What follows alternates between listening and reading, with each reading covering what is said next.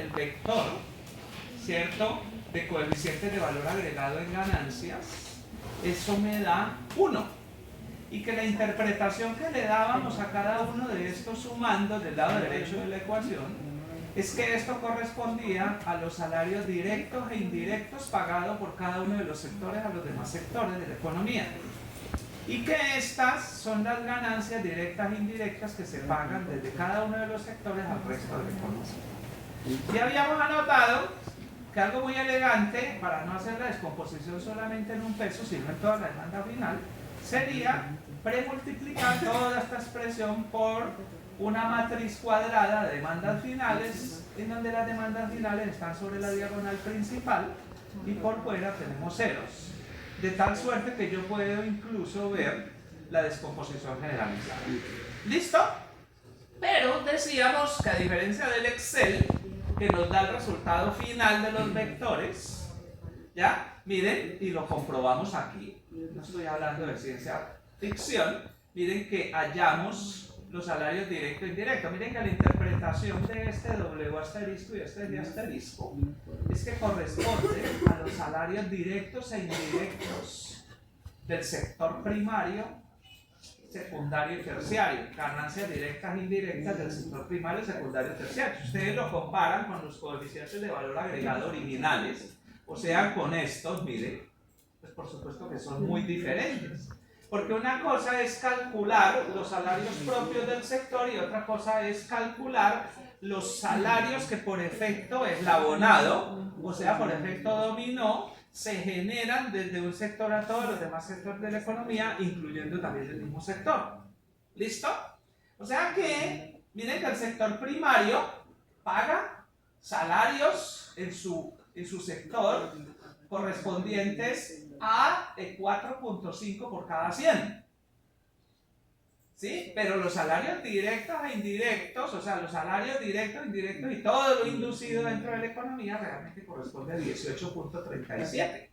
Pues ¿por qué? Porque si yo soy un constructor y estoy construyendo viviendas BIS o BIP, ¿sí?, para vendérselas, digamos, a la población más vulnerable, pues cuando yo estoy construyendo esas viviendas y yo demando ladrillos o plaquetas prefabricadas, pues yo le estoy dando empleo al sector que produce ladrillos y plaquetas prefabricadas. Yo les estoy pagando indirectamente los salarios a través de las compras intermedias que yo hago.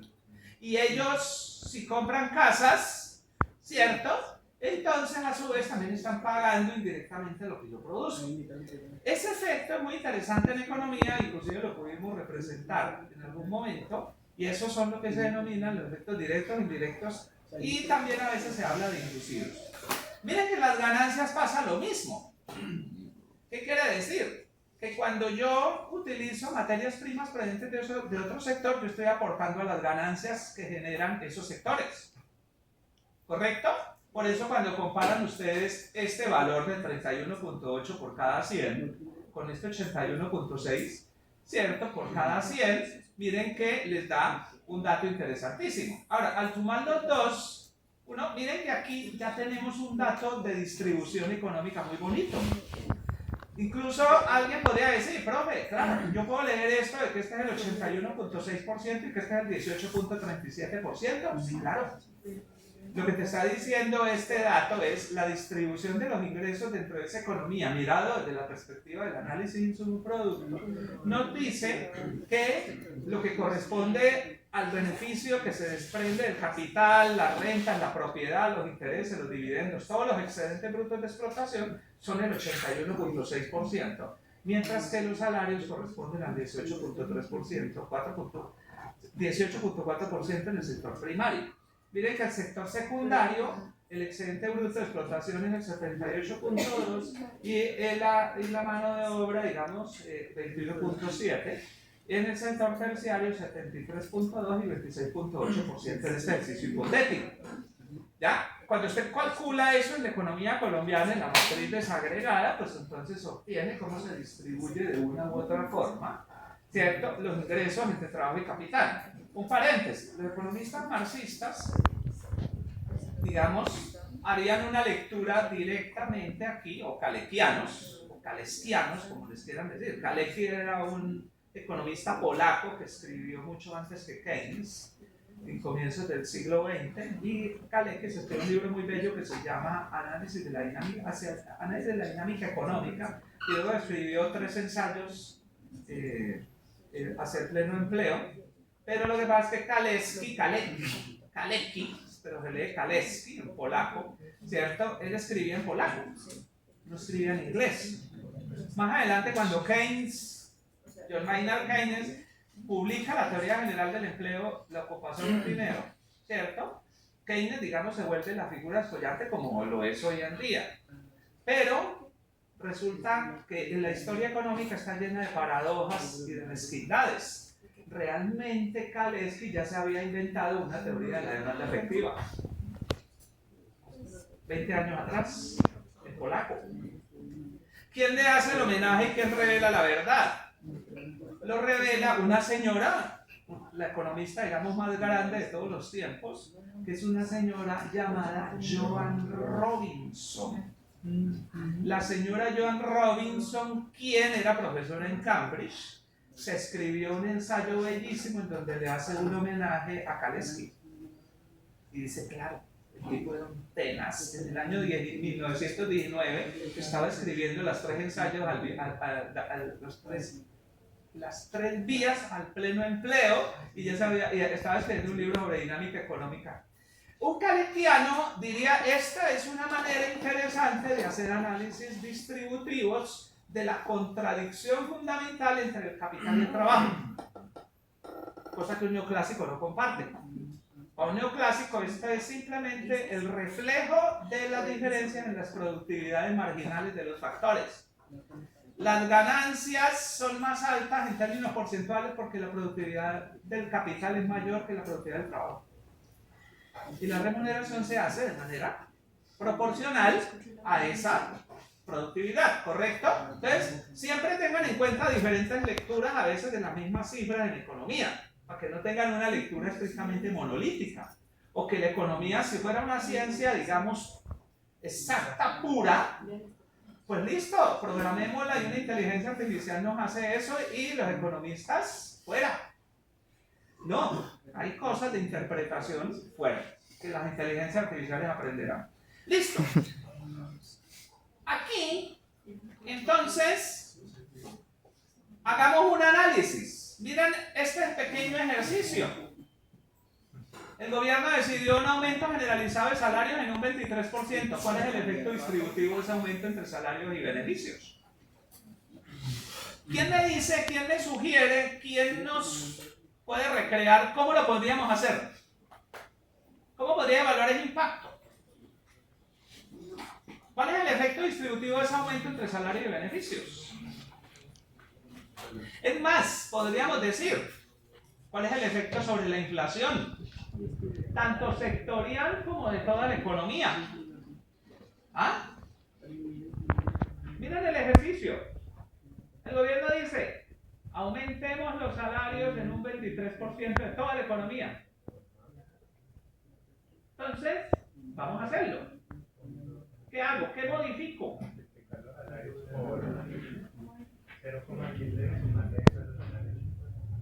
Yo tengo, miren, los salarios aquí, ¿cierto? Quiere decir que si yo lo voy a aumentar en punto 23, cada uno lo tengo que multiplicar por 1.23. ¿Estamos de acuerdo? Sí. ¿Sí? O sea, voy a ponerlo aquí para que ustedes lo vean.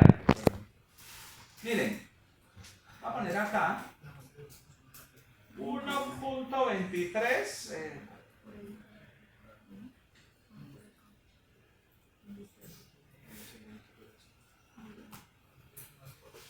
1.23 por salarios. Sí, por remuneración a los asalariados.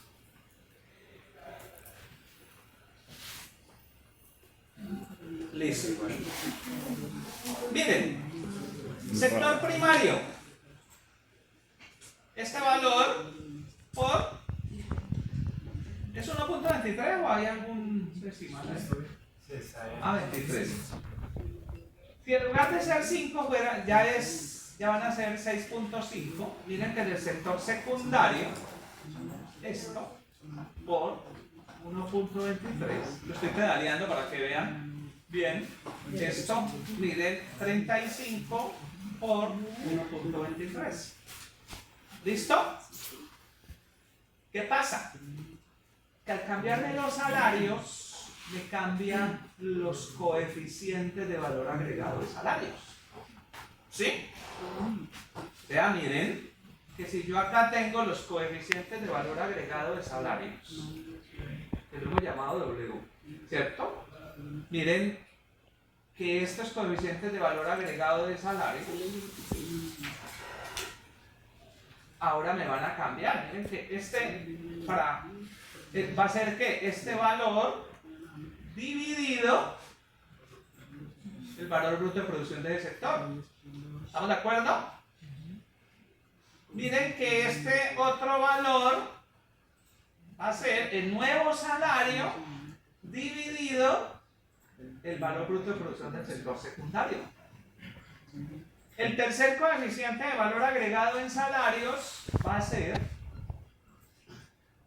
el nuevo salario dividido eso. ¿Listo? Yo había podido simplemente haber multiplicado el anterior coeficiente, los anteriores coeficientes de valor agregado de salarios por 1.23. ¿Por qué? Pues porque los coeficientes de valor agregado de salarios son salarios sobre valor bruto de producción. Y si los salarios aumentan en 23%, pues entonces simplemente tengo que multiplicar el numerador por 1.23 para los tres. ¿Listo? Aquí lo hice paso a paso para que ustedes vean el procedimiento, digamos, detallado. Miren estos valores que hay aquí. Voy a ir a buscar acá, donde tenemos los coeficientes de salario. Miren, ¿se acuerdan acá? Los anteriores. Voy a poner aquí, ¿qué le ponemos? Vamos a ponerlo, voy a escribirlo aquí.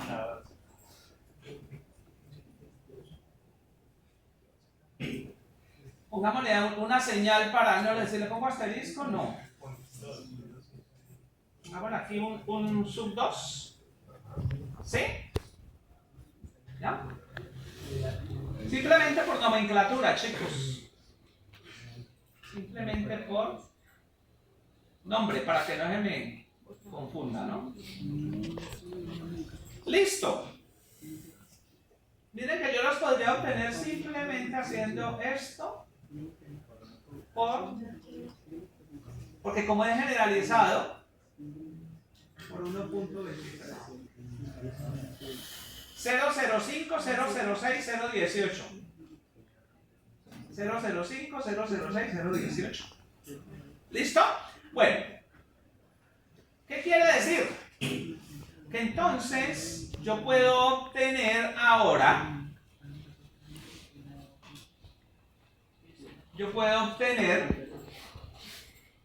el nuevo vector. Unos ya no van a ser. ¿Por qué? Pues porque yo voy a hacer este producto. Y menos A transpuesta inversa por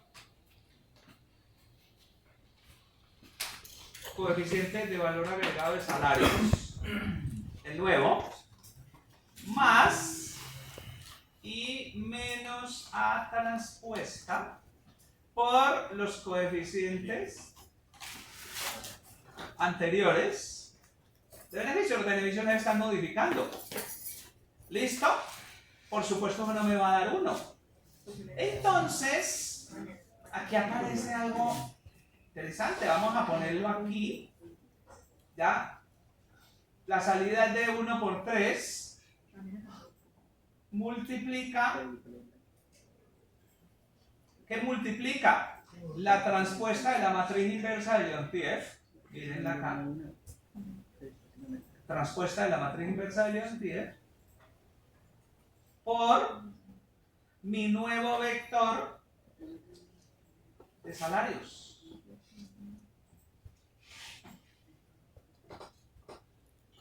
Este nuevo vector de salarios, ahora voy a poner acá el nuevo vector de ganancias. Es el mismo, ¿cierto? ¿Ese me cambia? No, no es nuevo. El de ganancias es el mismo. Es exactamente el mismo, ¿cierto? Pero bueno, vamos a hacerlo como para practicar, ¿cierto? Que es la transpuesta de la matriz inversa de Leontief, ¿cierto? Transpuesta de la matriz inversa de Leontief por ganancias.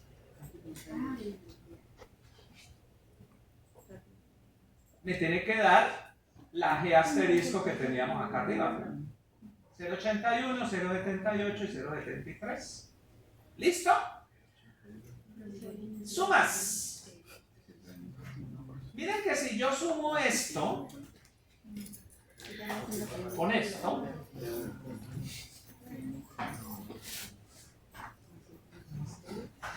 me queda 1.042, 1.042 y 1.06. ¿Sí?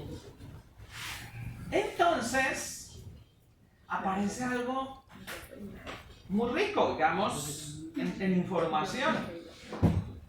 Y es que ya no es cada peso de producto final. Es más, es como si esto hubiera sido un vector de precios base, que es igual a la transpuesta por W más G, va a pasar a otro vector que es un vector de precios alterado, ¿sí? Que es igual a la transpuesta de la matriz inversa por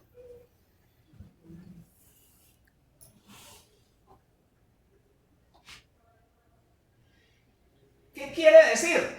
¿Se acuerdan cuando hablábamos de precios base y de precios corrientes, no nominales? Entonces dice, listo. Imaginan que cada peso de producto final es la base. Cualquier alteración es como si estuviera alterando la estructura generalizada de precios, o sea, de cada peso del producto final. Entonces, por ejemplo, le podemos hacer una interpretación doble a esto. Y es que aquí estamos teniendo la inflación. Miren lo interesante. Si el vector original es de unos, ¿se acuerdan que lo habíamos constatado por acá arriba? Mírenlo. ¿Cuánto es la inflación del sector privado, del sector primario? Exactamente, miren que la inflación va a ser igual a este valor sobre 1 menos 1%. Este valor sobre 1 es 1,04 menos 1%, ¿cierto? Eso me da 4.2%. Voy a hacerlo acá. Como 1 menos este valor.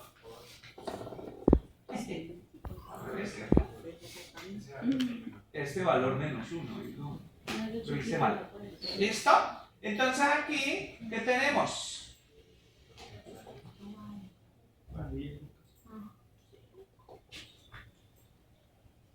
El aumento generalizado de todos los salarios de la economía en un 23% trajeron como consecuencia una inflación de precios en el sector primario del 4.2%, en el sector secundario del 5% y en el sector terciario del 6.02%. Si la inflación promedio, voy a hacerlo de una manera muy aproximada,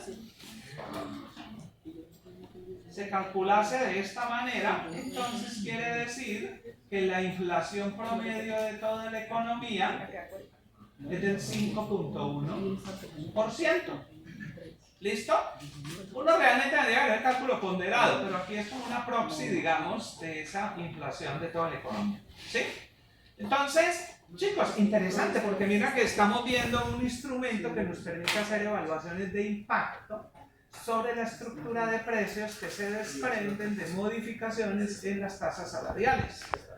Y esos cambios de la estructura de precios que se desprenden, digamos, de esa modificación, por ejemplo, en la política de negociación y en la negociación de los salarios de fin de año, ¿cierto? Uno, digamos, si lo calcula de esta manera, pues puede ver cuáles son los impactos esperados.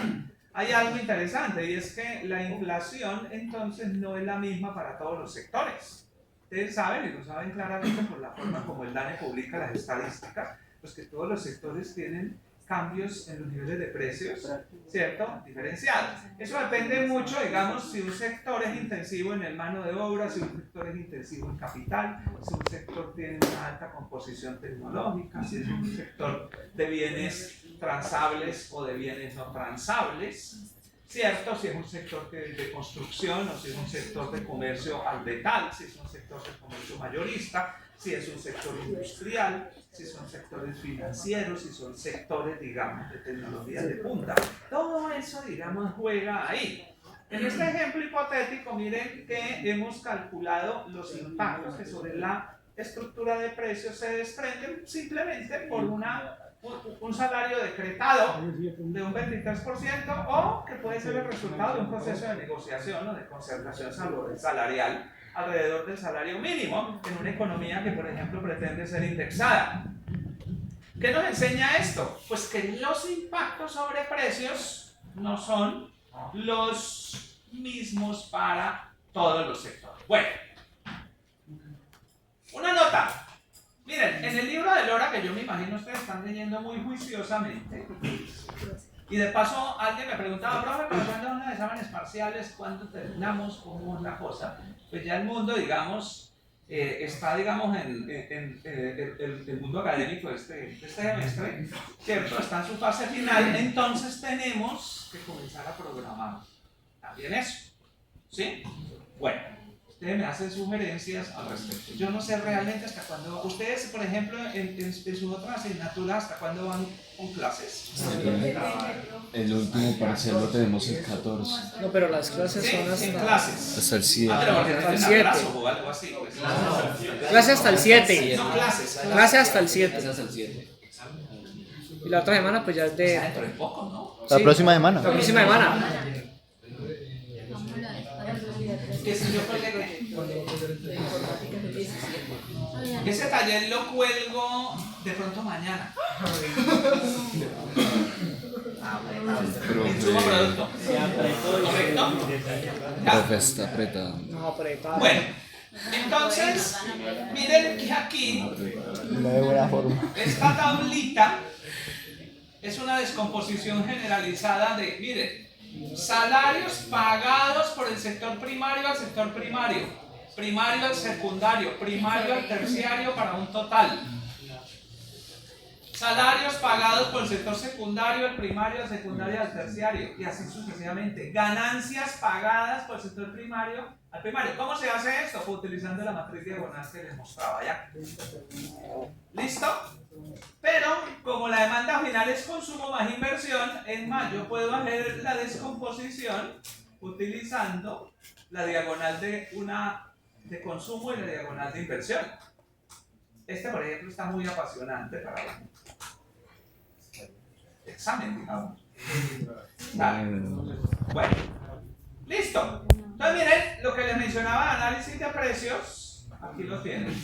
Listo.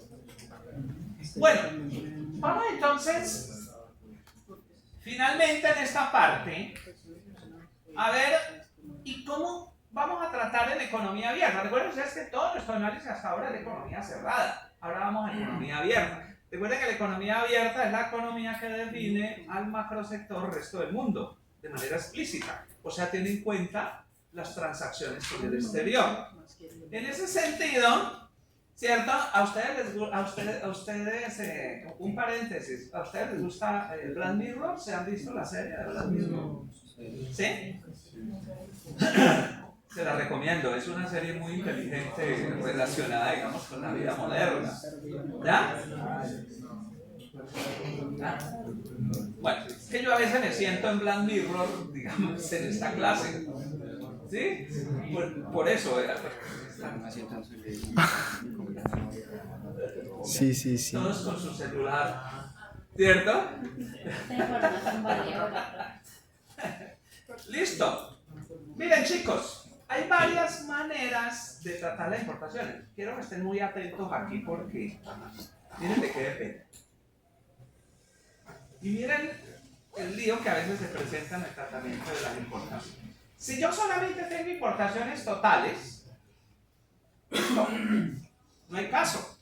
La registro en el lado derecho de la matriz insumo-producto con signo negativo. ¿Se acuerdan cuando elaborábamos los diagramas de flujo? Que yo les decía, bueno, cambiemos el sentido de la flecha y entonces pongamos un signo negativo. Es lo mismo que se hace. Recuerden ustedes que M hace parte de la oferta de una economía. Pero al pasarlo con signo negativo, yo lo que hago es mandarla a la submatriz de demandas finales. Por eso es que entra con signo negativo. Y lo constatamos aquí en la ecuación del Producto Interno Bruto.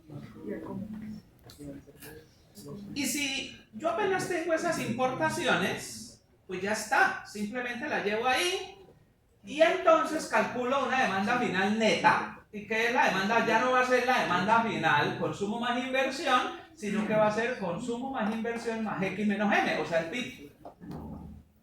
¿Sí? Y ya está. Miren, si yo hiciera 280 más 100 más 75 menos 105, eso llamémoslo demanda final neta. ¿Listo? Y todas las ecuaciones del análisis de insumo-producto permanecen incólumes. No se modifican. Simplemente cambio los vectores de demandas finales netas. ¿Dónde aparece el lío? Pues mis queridos jóvenes, que las importaciones se clasifican en importaciones finales e importaciones intermedias. Claro, una cosa es que yo importe ácido sulfúrico y otra cosa es que yo importe una camisa con cuello Mao. ¿Sí? Cuello Mao. En honor a Mao Zedong, el gran líder chino, o sea, con un cuello chévere. ¿Sí? ¿Han visto de Mao con una camisa con cuello Mao? ¿Sí? ¿Ya? Chévere. O ustedes se compran por Amazon, ustedes me imagino, compran por Amazon, ¿cierto? ¿Sí? Y compran cosas, esos son bienes finales. Si tú compras un computador Dell, ¿cierto? Viene por Amazon, le llega a los 8 días, ¿cierto? Listo, tú compras un bien final. Pero si tú compras por Amazon, ¿cierto?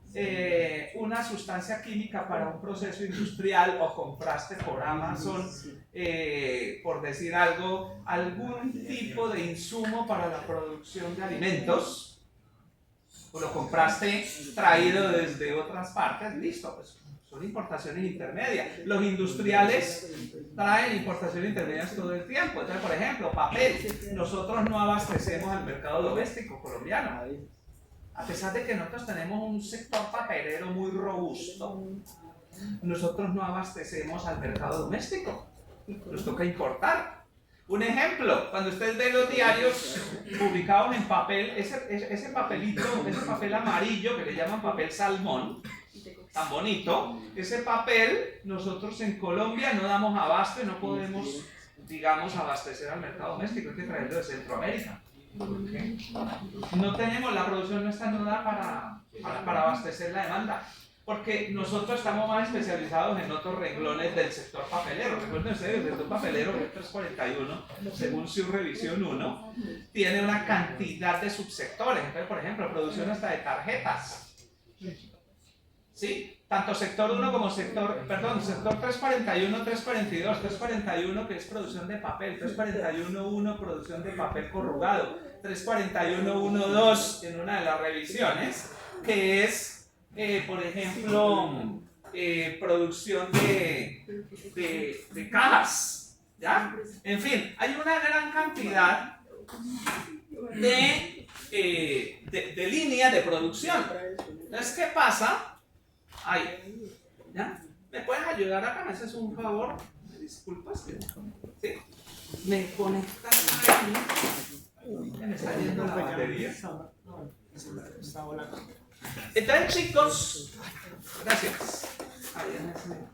No sé por qué me descargo, es que ya estaba dando la... Va a pedirle al niño Dios que me traiga uno de estos de última generación. Voy a pedir la carta esta noche. Listo, chicos. Pero vamos a complicar la cosa un poquito más. Porque ahí no acaba. Entonces, la historia se hace un poco... entonces claro, ¿dónde ubico esas importaciones? Miren, aquí ubico las importaciones finales. O sea, para uso final. Pero resulta que las intermedias las tengo que ubicar en la submatriz de valores agregados. Miren acá. Mírenla, que la voy a subrayar aquí, miren. Importaciones intermedias. ¿Qué quiere decir? Que el sector primario utilizó 100 de importaciones intermedias. El sector secundario 50 y el sector terciario no utilizó importaciones intermedias. En total esta economía tuvo 150 más 50 más 100, o sea, 300 de importaciones intermedias. Pero miren las importaciones finales. Para los productos finales, miren que fueron 105, 80 y 185. ¿Listo? O sea que estas importaciones de una u otra forma van a afectar a los coeficientes técnicos de producción. ¿Qué pasa si yo computo mis coeficientes técnicos de producción incluyendo el componente importado? ¿Sí? Recuérdenlo de esta manera. Voy a rayar aquí mismo. Miren. Ojo. Como a su IJ es igual a consumo intermedio IJ sobre valor bruto de producción, J, en el cómputo del coeficiente de valor agregado convencional, no el coeficiente... ojo, y también me afecta el coeficiente de Gauss. ¿Cierto? Que de paso es el que utilizo para calcular los forward linkage. ¿Cierto? O sea, en el examen parcial, si yo pido los eslabonamientos anteriores y posteriores, tú debes usar la inversa de Leontief para el cálculo del backward linkage y la inversa de la matriz de Gauss para el forward linkage. ¿Sí? Porque si me lo haces desde la inversa de Leontief te queda malo. ¿Sí? Bueno. ¿Listo? Tomen eso como un mensaje estrictamente subliminal. ¿Listo? Bueno. ¿Qué pasa, chicos? ¿Qué pasa? Bueno, pues. Claro. Sí. Como muy recocheros allá atrás. CI y J incluye las importaciones intermedias.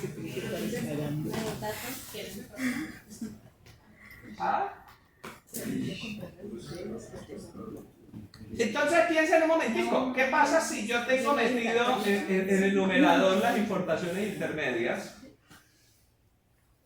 Sí, porque a ver, son importaciones que son materias primas. ¿Quién me dice qué pasa con AIJ? ¿Que estaría qué?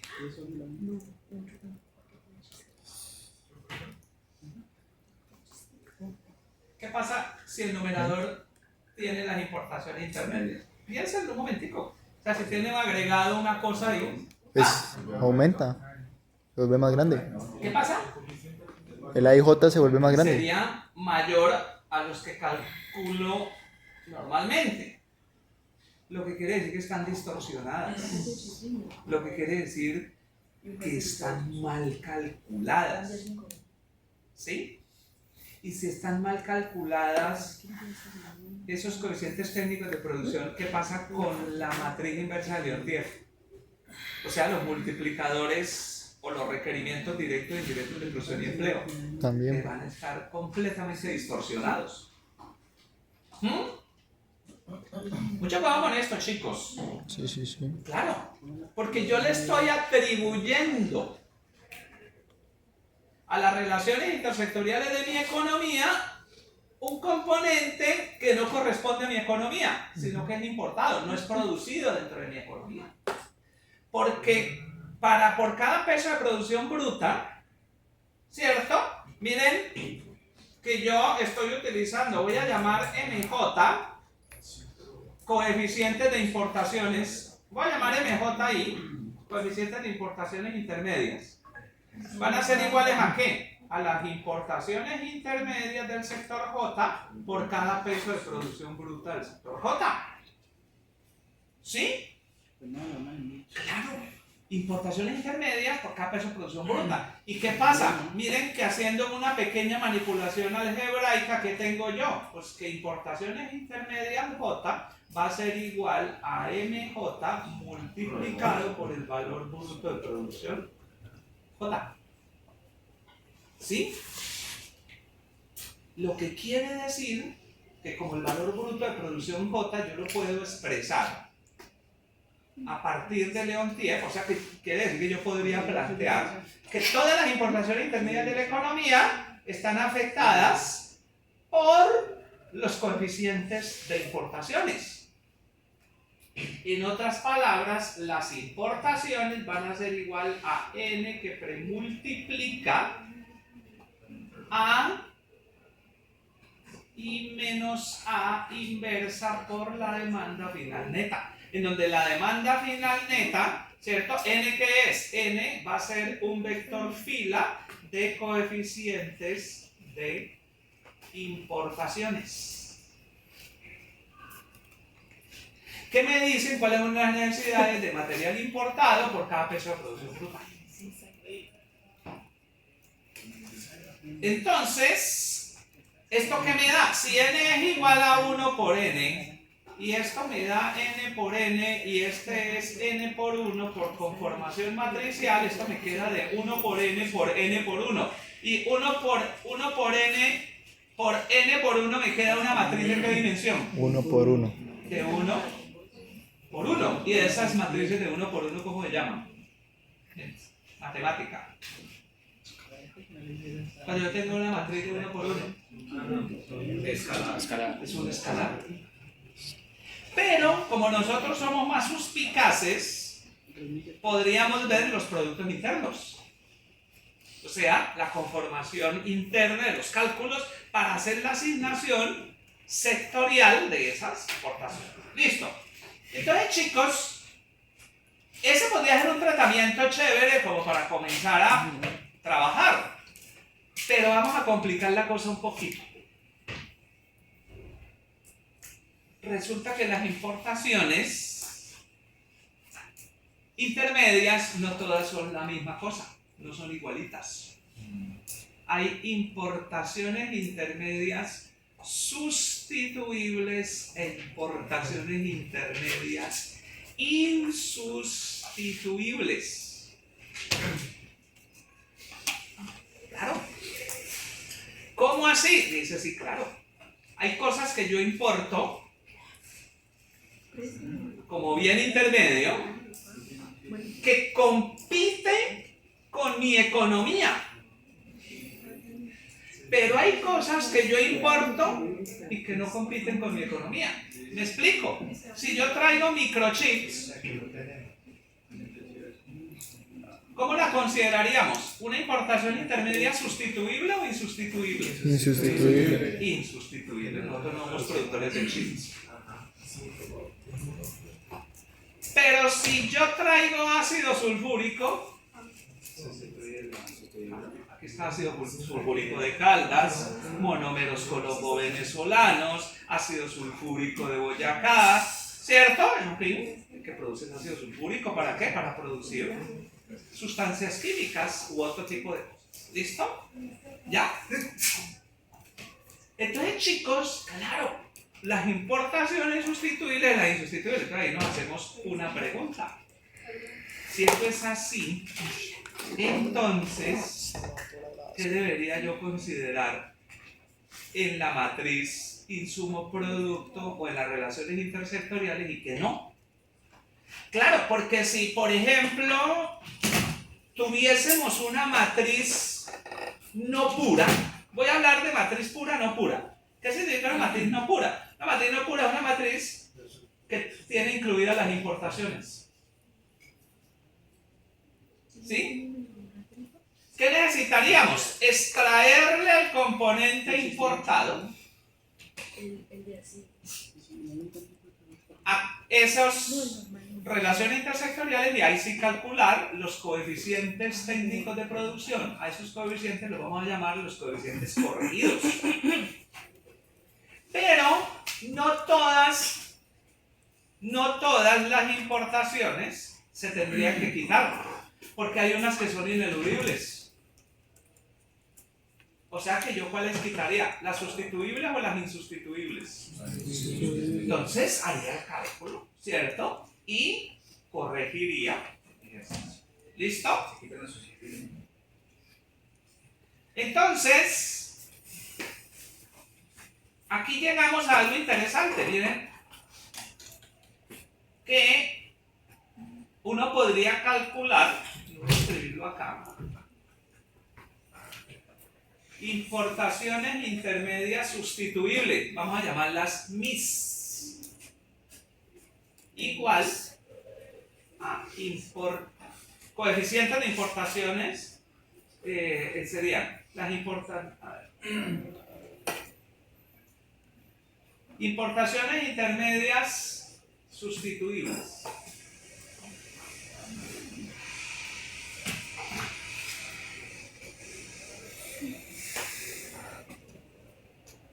MIS minúscula es igual importaciones intermedias sustituibles del sector J por cada peso de producción bruta del sector J.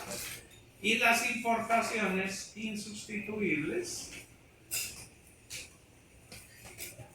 sería igual a importaciones intermedias insustituibles de J por cada peso de producción bruta de J. ¿Sí?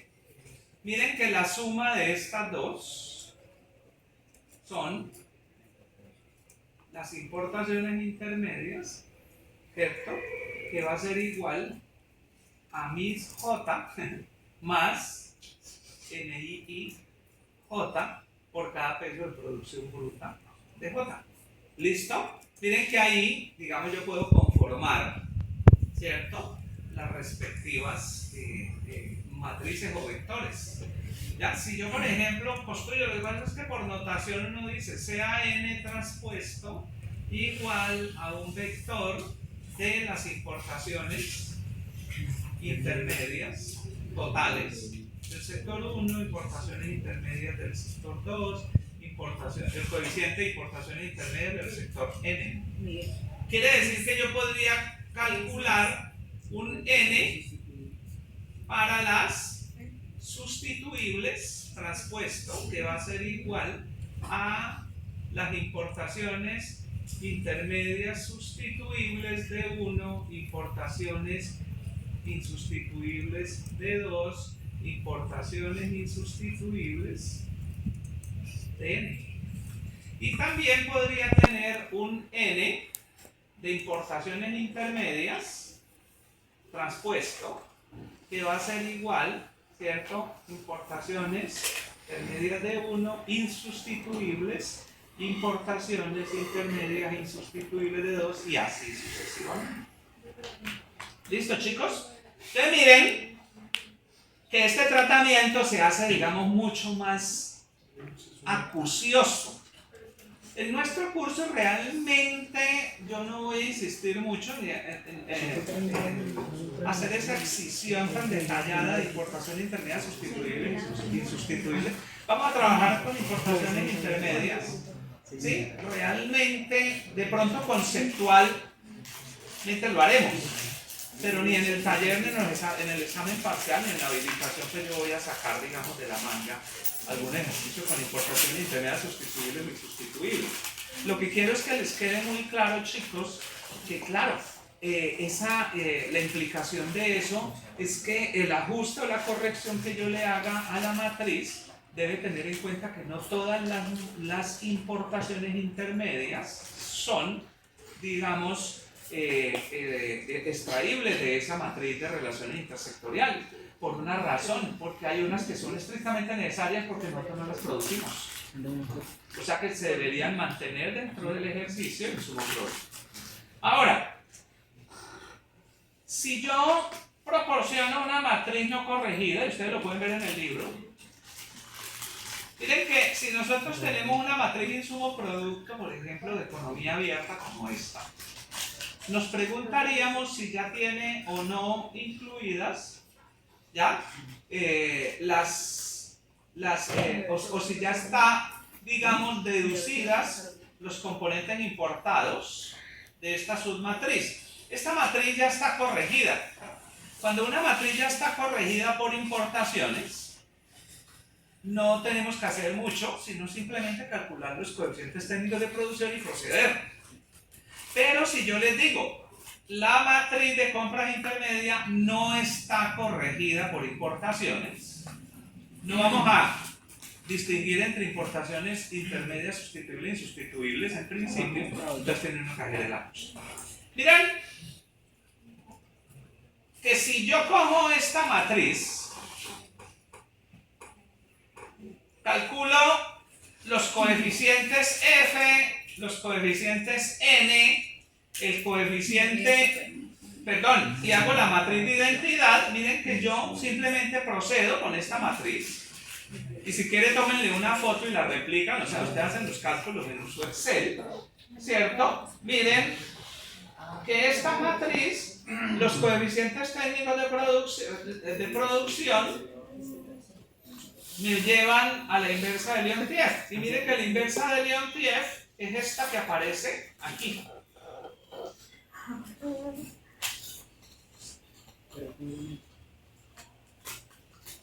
Recuerden ustedes que la inversa de Leontief siempre sobre la diagonal principal es 1 o mayor que 1.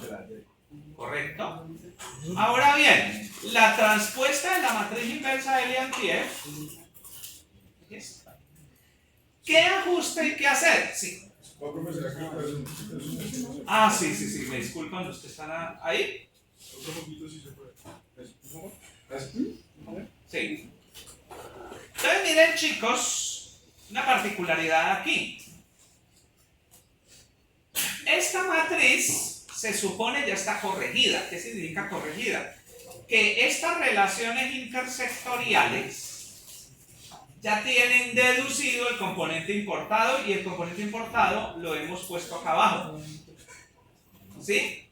Bueno, entonces quiere decir que podemos calcular los coeficientes A y menos A y la inversa de Leontief. Listo, aquí está.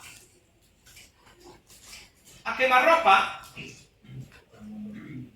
¿Quién me dice cómo se interpreta el 0.1530? Interpretación económica. Esto que señalé aquí, ¿cómo se interpreta? Para saber de qué estamos hablando cuando estamos en la inversa de Leontief. 0.153061. ¿Cómo lo interpretamos?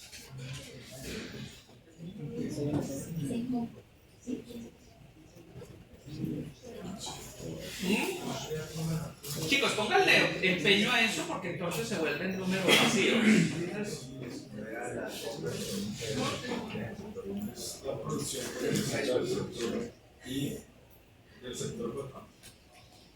Pero es más que eso. Recuerden ustedes, y en eso es muy preciso, es ¿cuál es la producción adicional? O sea, el incremento necesario en el valor bruto de la producción del sector primario ante un incremento de un peso en la demanda final del sector terciario.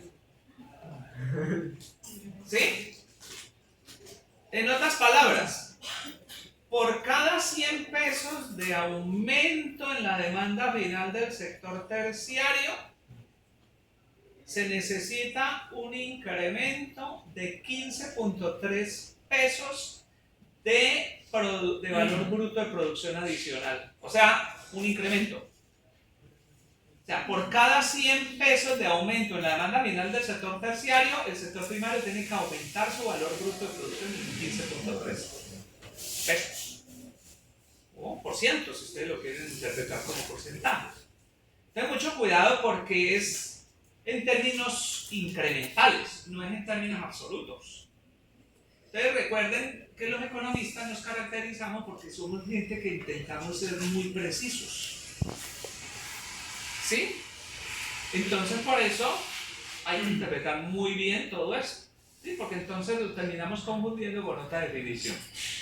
Listo, miren que por ejemplo, un aumento de 100 pesos en la demanda final del sector terciario, ¿cierto?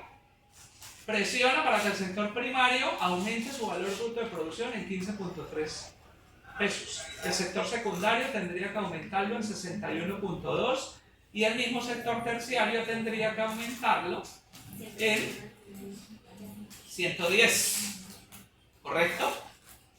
¿Por qué el sector terciario tiene que aumentarlo en más de 100 si el aumento de la demanda final del sector terciario es de 100? Pues por las demandas directas e indirectas inducidas.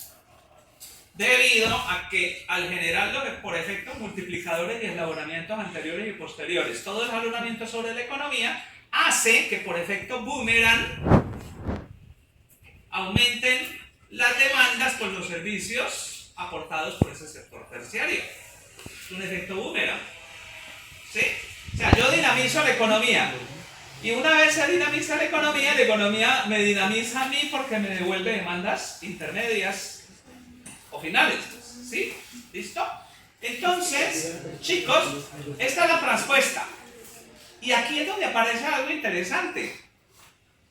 Para que de pronto no les vaya a doler la cabeza cuando intenten hallar las identidades macroeconómicas básicas aquí con la matriz insumo-productos. Y es que, claro, hay que tener en cuenta el componente o los coeficientes de importación. Pero entonces, antes de eso, preguntemos lo siguiente. F es ¿qué? El coeficiente de valor agregado total. Vamos acá arriba. El valor agregado es 200, 300, 100. ¿Sí? Miren que el consumo intermedio es 200. Consumo intermedio más valor agregado, ¿qué me tendría que dar? Valor bruto de producción en economía cerrada. Pero como aquí tenemos importaciones, yo tengo que considerar esas importaciones intermedias. Pero, ojo, en el valor agregado yo no tengo incluido